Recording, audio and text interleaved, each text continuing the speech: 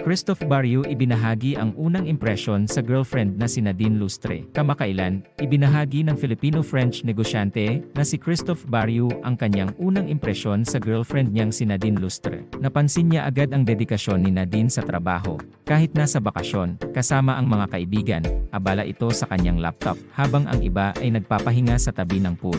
Ayon kay Christoph, my first impression, yes, she was cute, but what immediately stood out was how, even on holiday with friends, as soon as she arrived, she was hard at work on her laptop while the others relaxed by the pool with cocktail. She came across as someone very purpose-driven, and maybe a little too hardworking. Sa tingin mo, mahalaga ba ang pagiging masipag sa isang relasyon?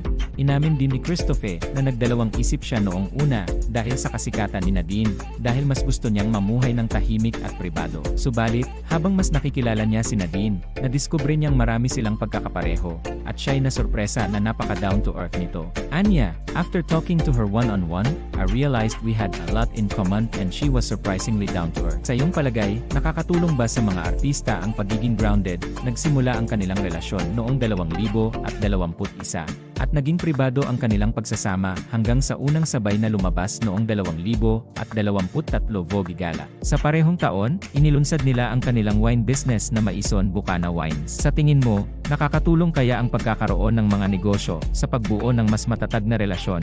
Nang tanungin tungkol sa paborito niyang kanta ni Nadine, sumagot si Christoph, "The one she is currently writing about me, haha." Si Nadine ay kilala sa mga kantang Bahala na at No Eres, na patuloy na paborito ng mga tagahanga. Ano sa tingin mo ang kantang pinaka nagpapakita ng personalidad ni Nadine?